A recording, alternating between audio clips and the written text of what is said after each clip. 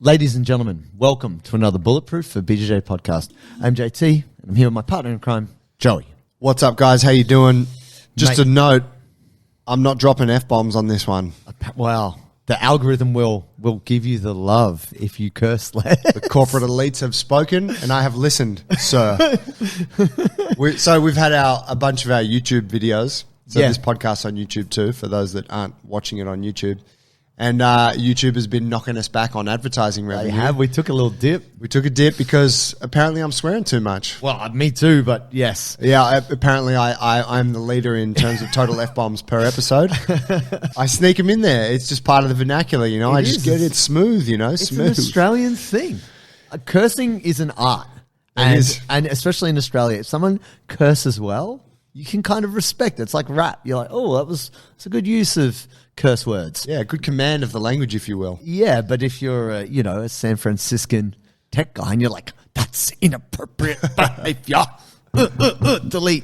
So, yeah, guys, if you're wondering why there's a certain amount of edits and, you're like, why do they keep going? So, we did that on a few episodes, right? We have. Because the reality is, thanks for persisting with the ads when they pop up. We know they're not ideal, but the reality is we don't get paid to do this show.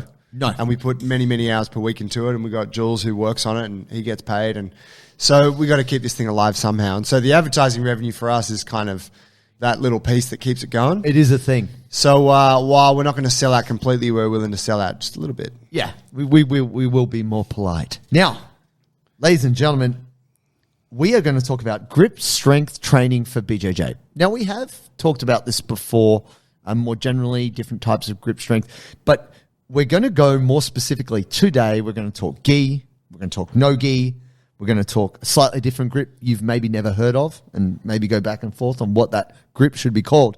And then we're going to talk about elbow health and grip health, because this is the other side of it. If your forearms, wrists, and fingers are so jacked up, you can barely, sign your autograph. You can barely pick up a pen. That's where finger painting was invented for. Grapplers. If you're struggling, you can't be strong. So we're gonna go through all the ins and outs, but we're going to actually start at the top with, it is different to train grip strength for gi versus no gi, and let's kind of get into that. All right. So the way I break this down, my friends, is relating it to being able to fully close your hand, whether you've got a sleeve, a lapel.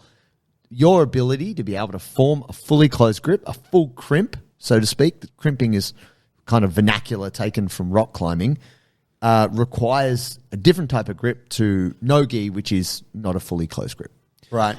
Because you're not gripping fabric in no-gi, you're gripping limbs. Gripping limbs. And it's very rare that you actually get the opportunity to latch onto something in no-gi. Yeah. Whereas if you're grabbing pants or you're grabbing the belt, you close that grip and you're like, I got this sucker. Yeah. I'm not letting this go. Especially if it's advantageous, like you play spider guard or whatever you might be doing. So let's talk about how you can develop your grip strength for gi training and how you would approach it. So the thing that I find, if we can relate the different types of grip, is there is more isometric strength involved because you set your grip and you're looking to keep it. Whereas the gripping in no-gi is a bit more dynamic. You get it, it's slippery, you're sweating, you got to grip, re-grip. So how can you train your grip strength in that way? One of the ways that we do like to do it with the Bulletproof for BJJ program is doing various types of hangs. So whether that's just an active hang with your arms straight, you still got that full grip, like a 90-degree hang, which is super tough. I actually find that probably harder almost than this third variation, which is chest to bar. Yeah. And chest to bar is just, in terms of isometric, like gripping, pulling, it's back, elbows. It's so challenging. Yeah. And that's really the truth. I find that when I come back to, if I haven't been doing enough hanging or pulling, and I've gotten a bit heavier, which I have, that'll find you out. Yeah, you feel that straight away. Yeah.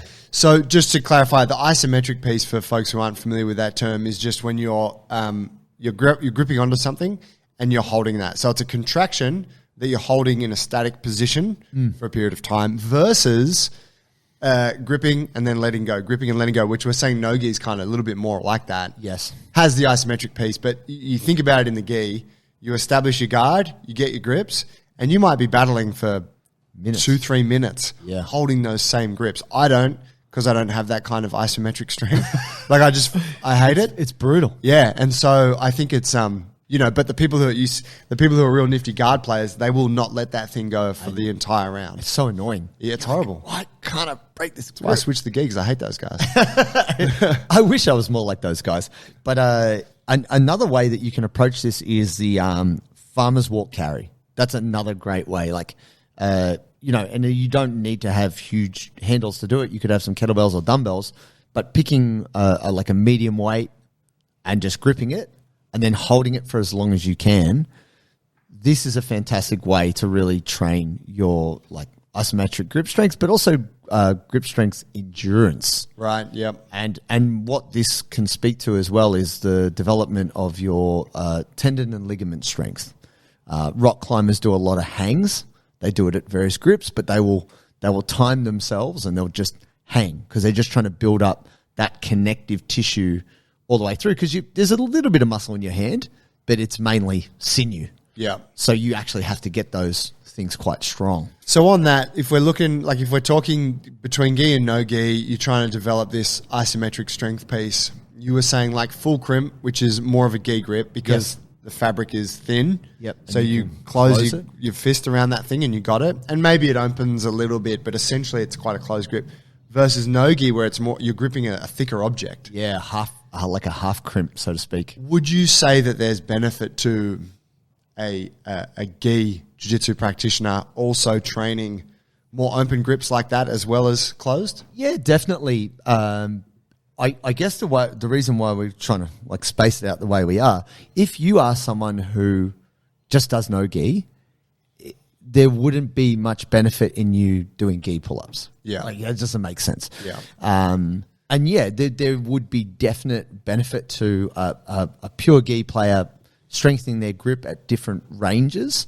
But if you are not experienced and say you're early in jiu-jitsu and you're like, well, how do I get better doing, and it doesn't mean, you have to do gi pull-ups because there's plenty of people out there who can't even do normal pull-ups. Yeah. So you want to add a gi in there, it just takes it up another level again. You can do gi rows, by the way, if you're one of those people. Yeah, sure. Yeah, put it on the rings, whatever, if you really want to. Yeah, it's good variation. Yeah. But I think even though this sounds a bit like a bit too specialized or a bit nerdy, if you're thinking, what way can I train my grip which will translate?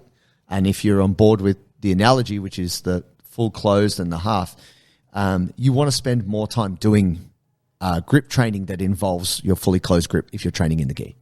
Yeah. But if we switch that now and we start to talk about no gi, and we talk about like a half crimp or an unclosed grip, we can talk about fat grips because they've become quite popular. I have a pair, and they're phenomenal. I've got a pair too. Don't use them that much at the moment. It's great for developing forearms and biceps. Really good for pulling actions more so than pressing, but even thick bar training. Yeah. So, and actually, when I trained with Raspberry Ape, Dan Strauss, when I first met him in Melbourne, he actually does a thumbless hook grip deadlift because, in his opinion, when you do no gi, you don't even really use your thumb.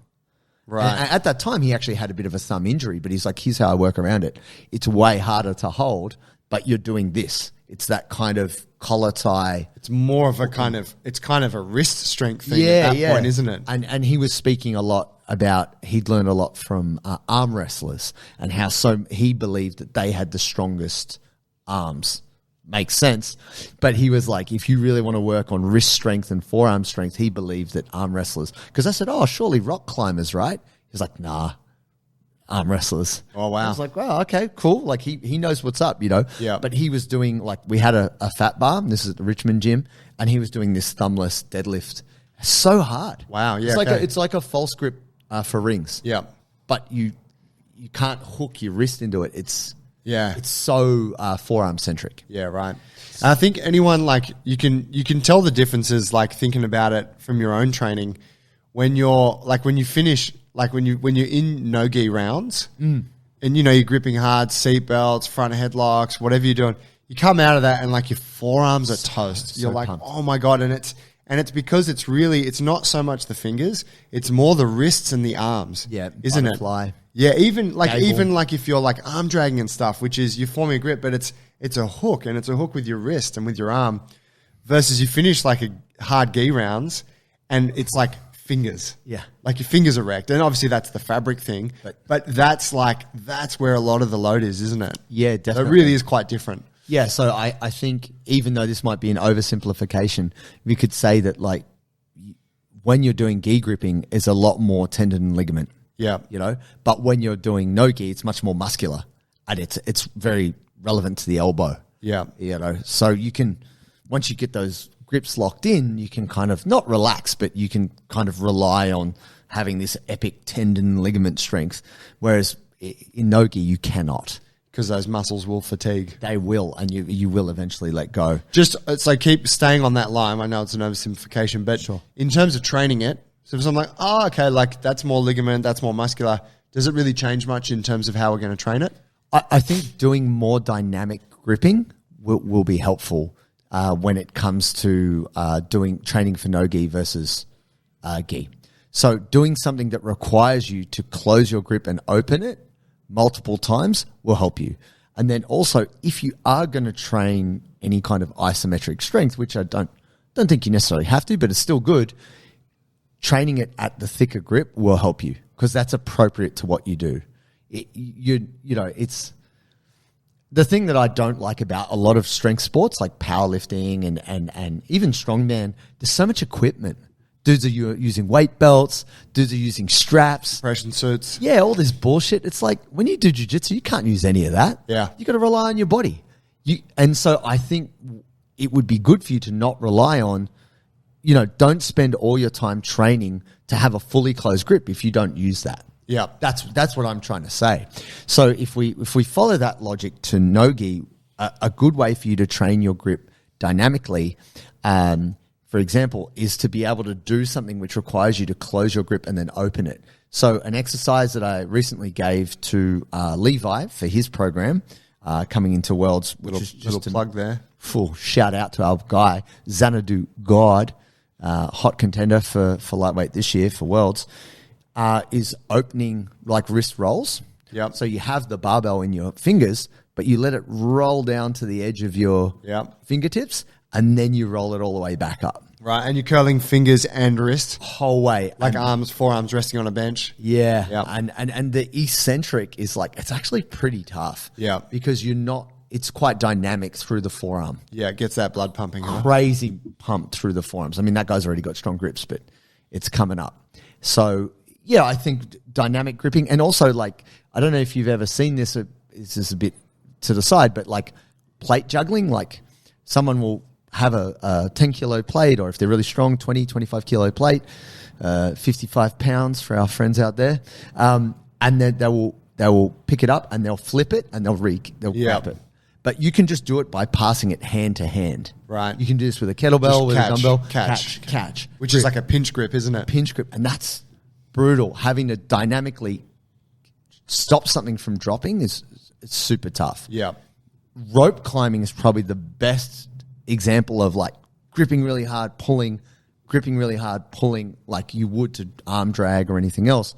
But we'll get into that next. Okay. So dynamic gripping, I believe, even towing, I really love, and I'm skipping ahead, but dragging something. So not just like, we did this drill when I first started jiu-jitsu where they do it in judo too, where you grab your partner's sleeves, your partner's lying on the ground, and you kind of backpedal and tow them along the ground. Right. And it's isometric tension.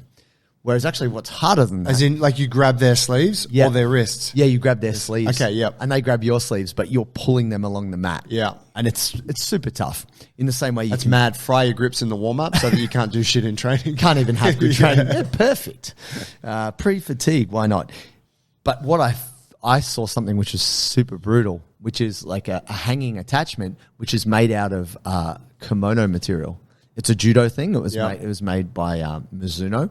Mizuno make really great judo uniforms, and it's so that you got gi grips for climbing. Oh wow! Instead of a rope. Yeah. Okay. And I mean, it's a like toughness challenge. Yeah. Because it's so tough because you're also holding the material vertically, or what. Yeah. So anyway, all I was going to say with that is your ability to grip and regrip is more important in no gi than it is in gi. Yeah, okay. So next thing on that, let's talk about this because this is interesting. We're going back and forth on this about trying to classify a grip, and we couldn't actually find really good information about it. Yeah. I had previously referred to it as a vertical grip because we have our pronated grip, which is like if we think about any kind of grip, it's kind of thumbs in, palms down. We have a supinated grip, which is like palms up. But a vertical grip refers, or other classifications, we'd said parallel grip. We'd found Inline grip. Inline grip. Yeah. Cylindrical grip was the closest we could find to a classification, which is if you imagine you're either holding someone's wrist or you're holding a rope, you're trying to climb a rope, you're trying to do an arm drag. It's actually a very mechanically weak position for your wrist. And that's because you can't just hook with your fingers. As soon as you do not really squeeze the hell out of whatever you're holding, it'll slip out of your hand. Yeah.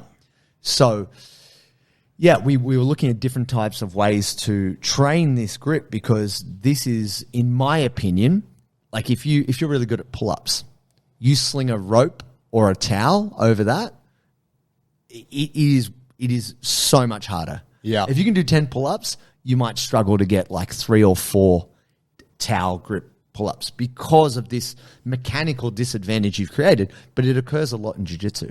Yeah, like in no-gi, thinking about arm drags or wrist grips, this is primarily what's happening, isn't it? Yeah. You're gripping something that's kind of in line with your arm, and so its line of resistance is directly out of your grip. Yeah. Versus, say, if you think about the gi grip, where if I grip your collar, like your line of pull out of that is directly into all Against of my your fingers. yeah. So I'm hooked in around the back of that.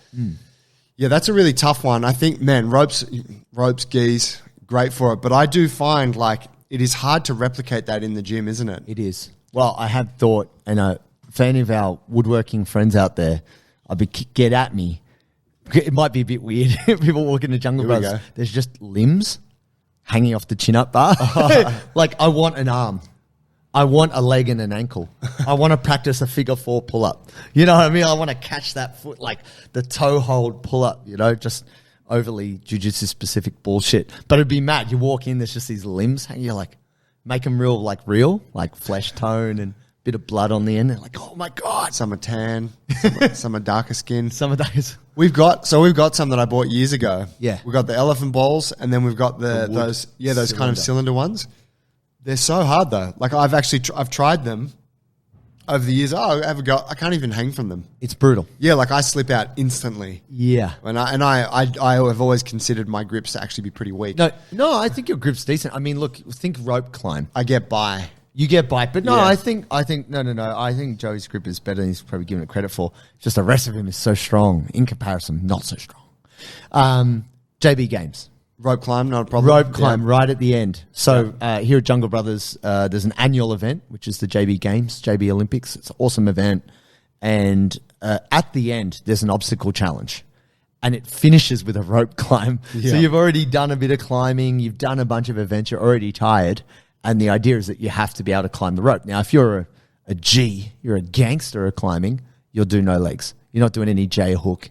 You're just going. Yeah. If you're real tough, you'll go like L-sit, touch, like Straddle, Bruce yeah. Lee straddle touch it. Yeah. But it's so tough because once you've scaled the rope and you get all the way up, you have to come back down. Yeah. And you're already almost completely pumped out to get to the top. And it is that cylindrical or inline grip, which is so tough, is so brutal. And it takes a long time for someone to build up to be able to do that. So, for example, I've been training Kainoa, young up-and-coming blue belt from Gracie Academy, and I've been getting him to do rope pull-ups now. Like he's good. He can do 10 chest bar pull-ups, no sweat.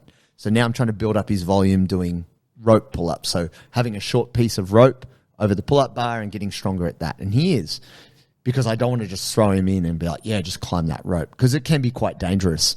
But at judo, they would say to us after a class when we were smashed, all right, guys, let's get 10 rope climbs. You're like, Oh, dude, savage. What are you talking about? Yeah. It's so tough. But wrestling and judo do a lot of it. Yeah, rope climbs have always been a part of like that old school kind of grappling culture. Yeah, combat conditioning, huh? Yeah. It's interesting for me. Like I find rope climbs. I don't know what it is. Maybe it's because I've also got the second hand. Sure. That's assisting. Yeah. You know, but I find from a grip point of view, like I tire out with pulling before my grips tire. Okay. Yeah. Right. You know, but if I'm doing some grip specific stuff, like even if I'm trying to do plate flips and stuff, Yep. That shit kills me. Right. You know, which is just fascinating, right? It's Yeah. slightly different stimulus. Well, I think it just depends on how much time you spend on it. So if you're someone who's never spent time training your grip, the reason why we're going into so much detail here is you can really get into the weeds with this. Like, and the best thing to If do. you follow Raspberry Ape, you can really see someone that's like deep down the rabbit hole. Because many strength elements, but grip strength is one of his things. And specifically for Dan is crushing grip strength. That's the thing he prizes because he's really into like tearing decks of cards, you know, bending nails, rolling up frying pans. You see this latest thing you just made? Oh yeah, the snap down 3000. Yeah. It's like this great. This iron skull on a spring. Like a huge spring. And he's just just snap. It's great. It's so good. And it really, it's man shit when you see him because he builds it. There's raw form functional fit, I think, is like kind of like his blacksmith-esque friend who makes all this really weird exercise equipment. He just got in the lab with him and he's like, let's build it. And they made it. So there's clips of him building it, which is really cool. So I got a question about my grip strength specifically. Sure. So I've got 2 fingers that I've injured at jits over in the last, I don't know, probably 18 months. Yes. Pinky finger and index finger here. Yeah. And just the classic like jarred it, hit it on something. I think one was I had like kind of like I was like sort of gripping around someone's torso. From side control, they've like done a big bridge kind of thing, and somehow my fingers ended up and they've come down on it. Not catastrophic injuries, just like, oh shit, that hurt. Yep. But kept training and whatever. However, my grip on that hand has been compromised ever since. Yeah. And I'm noticing when I'm doing my barbell work, I'm like, man, this hand has become so weak. I mean, obviously I want to try and fix like what's going on there, but just in terms of like getting that grip strength back, do you find it a challenge with jiu-jitsu where it is pretty common to get these finger injuries? It is very common, and I have a secret from the world of grip strength. There's a very famous, within the, going down this rabbit hole of grip strength, there was a very famous guy named Görner, who's a German, and he was renowned for his single arm deadlift. He pulled something crazy like a world record deadlift, but with one hand. Nice. What he used to do, which my Russian coach introduced me to, which is epic, is single finger deadlifts. Right. So you start with your weakest, you just start with the bar and you do a warm-up set, pinky deadlifts. Then you go to the next finger and you do your next set maybe with a little bit more weight and you work your way up to the fingers. So you do all 4 fingers. Yep. Then you do 2 fingers and you're putting on more weight and you're doing that. Wow. And you do 3 fingers. And you're using the thumb as well? Yeah. With these, or is it just the finger you're grip? using the thumb. Right, yeah. But it gets quite uncomfortable. God, that's you're kind of jamming the bar in but this is how he used to do huge volume of reps all as a warm-up before he would go to his working sets on deadlift. But he had crazy tendon and ligament strength through each individual finger and is renowned like single arm snatch, doing a bunch of stuff like that. Right. So actually doing individual finger training, isolate the digits, is actually done in strongman too. Okay.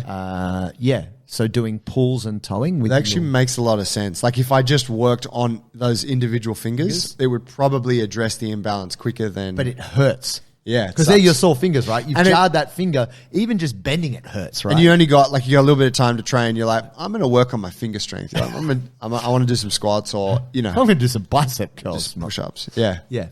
So I think that's tough, but literally just like anything, if you work on your weaknesses, they do eventually become strengths. So I think it is totally possible to do. Okay. And since I've been doing, I spent a good 12 weeks just doing double overhand, which is very frustrating because my back and hips could take way more weight than my hands could. But once I could do a kind of 170, 180 double double overhand grip, which is not very strong in terms of deadlift, instead of like a mixed grip or anything else. Once I went back to mixed grip, it was just like, all Easy day. work. So easy. So it's very interesting in that way. Yeah. Now, let's go to the next piece, which is underexplored for all of you out there, which is grip health, finger health, elbow health, which does talk to the kind of injury piece. We don't spend enough time in extension. So, and you had actually said, Joe, you've just got some new toys. I did, yeah. I bought some a couple of Captains of Crush. Oh, yeah. Which are like, I mean, they're the American-made, like, classic grip strength trainers. I was actually looking around on Amazon. You can get, like, non-Captains of Crush ones way cheaper. And I'm like, these are probably fine. Like, they're from some factory in China. Sure. But I did what first time you buy Captains of Crush, here's what you do. I did this about 8 years ago. You go to their website, or wherever, I get them from, is it Iron Mind? Iron Mind, yeah. Oh, no, Grip and Lift, which is an Aussie website. Okay, sure. And they go, Captains of Crush, here they are. There's like 7 different ones. And then they're like, beginner. And then they're like sports, a trainer. And there's like level 1, level 1.5, 2. And you're like looking at it, it's like level 8. And level 8 is like 4. Been closed. Yeah, like by 4 people. There's only 4 people. It's a level 4. It's only ever been closed by 4 people. Right. You're looking at that and you're like, oh, wow, that'd be cool. And so naturally, as someone who considers yourself pretty strong, you're like, well, I'll just go back from that a little bit and I'll get that one and I'll just build up to it. No. And what you end up with is a Captains of Crush that you try, it comes out of the box, you try and you're like, I cannot. And then it goes in the drawer and you never with it again. Right? Yeah. And so I got a 2.5 in the garage. Oh, bro. And I think at one point, like it was in my bag to donate. Yep. Somewhere. And I was like, no, take it out like one day. One day. One day if I just work on it. So 8 years later, finally I was like, I'm just going to swallow my ego and buy a couple of the lower level Captains of Crush. Yeah. So I got them coming, but I also got some finger bands. Right. For extension. And so like for the uninitiated, all this gripping work is closing your hand and closing your wrist. What we're talking about now is going the opposite direction. So it's expanding the grip and it's building strength on the opposite side of the fingers, wrists, and forearms. Extensors, yeah, you need that. And yeah, shout out to my man, Seamus Hayes. He had got me into a good habit. He said, if you're in the car, this is for those of you who drive stick or manual, to have a very large, thick rubber band, like they're like that kind of dark red, brown.